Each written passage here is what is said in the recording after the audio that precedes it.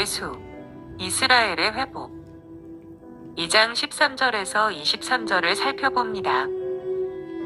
마태는 자신이 목도하는 위험한 현실에도 불구하고 하나님의 약속은 신실하고 놀라운 방식으로 성취되고 있다고 확신합니다. 그 첫 번째 예는 2장 15절에서 인용한 호세아 11장 1절의 경우에서 찾을 수 있습니다. 애굽에서 내 아들을 불렀다. 마태가 이 말씀을 인용하는 방식은 참으로 흥미롭습니다.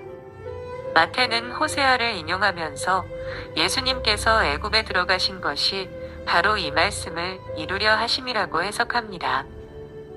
사실 호세아의 문맥에서 이 말씀은 출애굽에 관한 선언이다. 내 아들, 이란 출애굽기 문맥에서는 이스라엘을 지칭합니다. 이스라엘이 하나님의 장자, 맏아들이기 때문입니다. 그런데 마태는 지금 아기 예수께서 이제 애굽에 들어가 있는 상황에서 이스라엘을 지칭하며 말했던 호세아의 말씀, 애굽에서 내 아들을 불렀다. 는 그 말씀이 성취되었다고 선언합니다. 무슨 일이 일어난 것인가요?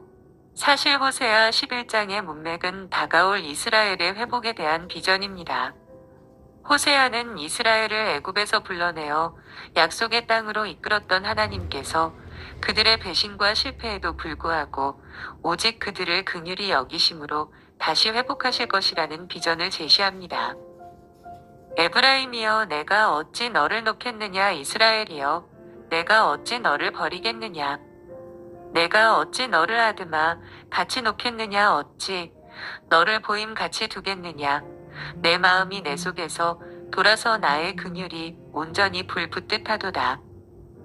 이처럼 호세아 11장 1절의 말씀은 그 이후 문맥에서처럼 결국 이스라엘을 애굽에서 불러내신 그 하나님께서 그들을 다시 회복하실 것이라고 하는 회복의 메시지의 첫 신호탄인 셈입니다. 이제 마태는 그 호세아 11장의 문맥을 배경으로 1절, 곧 애굽에서 내 아들을 불렀다를 인용함으로써 새로운 출애굽과 같은 이스라엘의 회복 사건이 이제 예수께서 애굽에 들어가심으로써 이루어졌다고 선언하는 셈입니다. 하지만 예수님께서 애굽에서 나오신 것이 아니라 이제 애굽에 들어가신 것이 아닌가요? 아직 예수님께서 애굽에서 나오시지도 않았을 때에 마태는 이스라엘의 회복, 즉 새로운 출애굽의 비전이 이제 성취되었다고 보는 것입니다. 마태가 성급한 것일까요?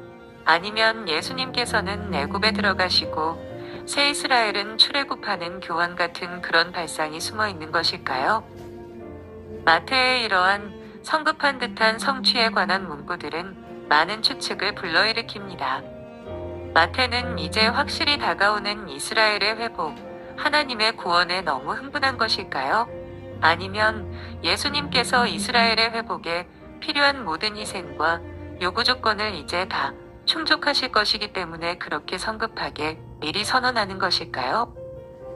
아무튼 마태는 예수님께서 애굽에 들어가신 것을 기점으로 하나님의 아들, 곧 이스라엘을 회복하실 것임이 확실하다는 것을 선포합니다. 흥미롭게도 이런 성취에 관한 선언은 2시 18분에서 다시 한번 반복됩니다. 이번에는 예수께서 애굽에 피난 가신 사건보다 더 암울하고 어두운 사건을 배경으로 합니다. 그래서 더욱 역설적입니다. 불안과 초조의 눈이 먼 헤롯이 베들레헴과 그 모든 지경 안에 있는 2살 아래의 사내 아이들을 학살합니다. 결코 무슨 희망을 찾아볼 수 없는 극히 어두운 비명과 슬픔, 비참과 절망의 순간입니다. 그런데 마태는 전혀 엉뚱해 보이는 예언의 성취를 선포합니다. 이에 선지자 예레미야로 말씀하신 바 라마에서 슬퍼하며 크게 통곡하는 소리가 들리니 라헬이 그 자식을 위하여 애곡하는 것이라. 그가 자식이 없으므로 위로받기를 거절하였도다 함이 이루어졌느니라. 도대체 무엇이 이루어졌다는 것인가요? 설교자란 이런 것인가요? 극한 절망의 순간에 가장 밝은 희망을 선포하는 자인가요? 그 자식을 위하여 애곡하는 라헬은 야곱의 사랑하는 아내였습니다. 하지만 후에 그녀는 이스라엘 모두의 어머니로 여겨졌습니다. 그리고 그녀가 슬퍼 애곡하는 이유는 그녀의 모든 자식들 곧 이스라엘이 포로로 끌려갔기 때문입니다. 이스라엘이 망함으로 이스라엘의 국모가 위로받기를 거절할 만큼 슬픔에 잠기게 된 것입니다. 이스라엘의 모든 어머니의 통곡과 눈물을 국모격인 라헬의 눈물에서 찾는 것입니다. 하지만 그것은 이스라엘이 포로되었던 당시에 있었던 일입니다. 지금 베들레헴에서 아이들이 죽임을 당한 일이 이것과 무슨 상관이 있다는 말인가요?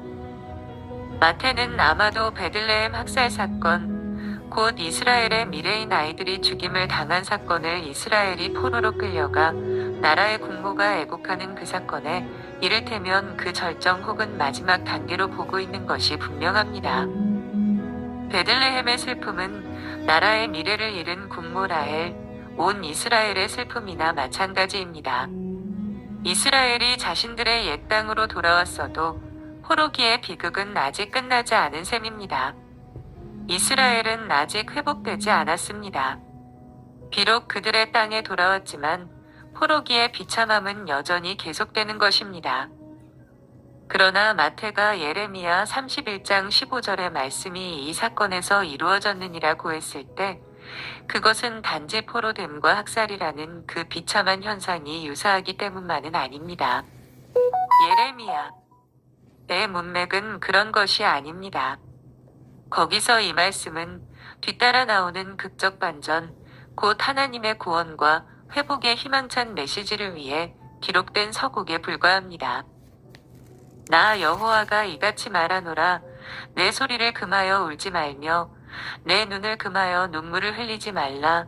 내 일의 갚음을 받을 것인즉 그들이 그 대적의 땅에서 돌아오리라. 여호와의 말이니라. 나 여호와가 말하노라. 너의 최후의 소망이 있을 것이라. 너의 자녀가 자기들의 경내로 돌아오리라. 마태가 성급할 만큼 들떠서 외친 이루어졌다는 선포는 그가 인용한 15절 말씀의 문맥, 즉 15절에 뒤이은 희망의 소식 때문입니다. 그리고 그러한 극적 반전은 자기 백성을 향한 하나님의 긍휼 때문입니다. 그가 때리신 매를 거두실 때가 왔습니다. 하나님의 긍휼이 그 안에서 스스로 돌이켜 그가 치셨던 자기 백성을 향해 쏟아집니다. 에브라임은 나의 사랑하는 아들 기뻐하는 자식이 아니냐. 그를 책망하여 말할 때마다 깊이 생각하노라. 그러므로 그를 위하여 내 마음이 측은한즉 내가 반드시 그를 긍휼히 여기리라. 여호와의 말이니라. 이제 그 긍휼의 때가 왔습니다. 이것이 마태가 흥분한 이유입니다. 더 구체적으로 마태는 이 포로기의 비참함과 방불한 베들레헴 학살 사건에서 과연 무슨 희망의 단서를 찾았는가요? 어떤 하나님의 긍휼의 표시를 발견했는가요? 그 희망, 그 긍휼의 단서는 바로 아기 예수입니다. 그가 죽지 않았고 그가 살았기 때문에 이제 새 이스라엘의 희망이 살아있는 셈입니다. 이제 포로기는 끝이 난 것이나 다름없으므로 이 희망의 찬 선포자 마태는 이스라엘의 회복에 관한 예레미야의 희망의 메시지의 첫 대목을 인용합니다. 이제 곧 이스라엘이 돌아오고 그 자녀들이 자기들의 땅을 유업으로 받을 것입니다.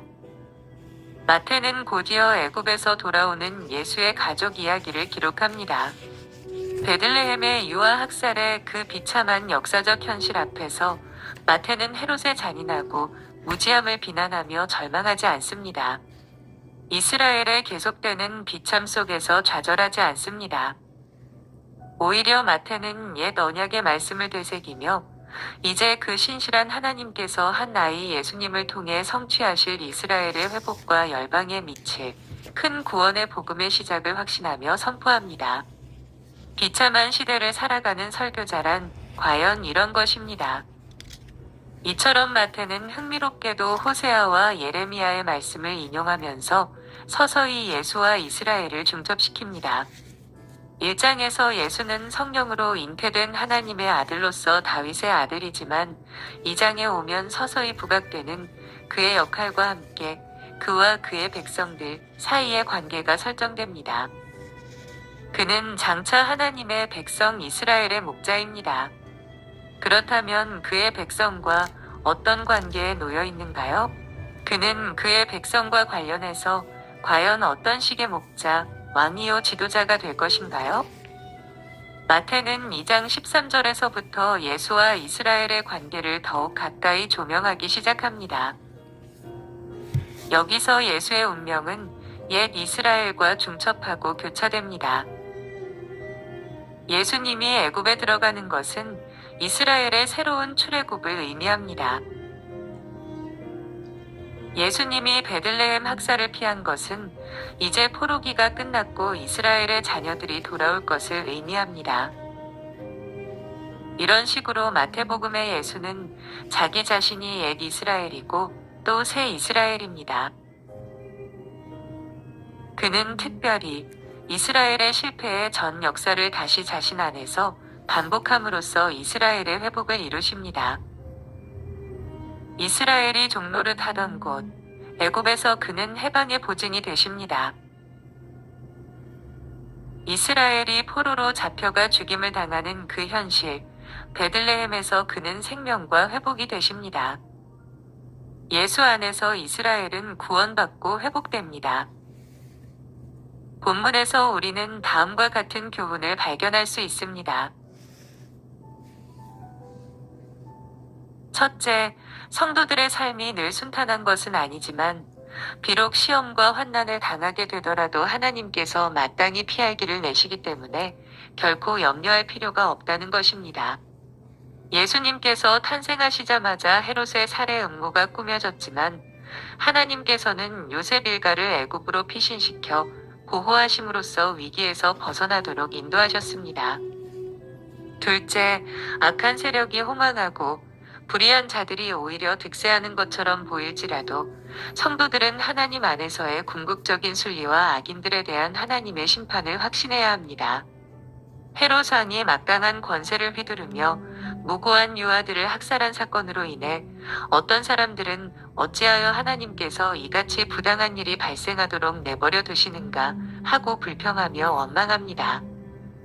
그러나 성경은 여호와 앞에 잠잠하고 참아 기다리라, 자기 길이 형통하며 악한 꾀를 이루는 자를 인하여 불평하여 말지어다 라고 권면합니다.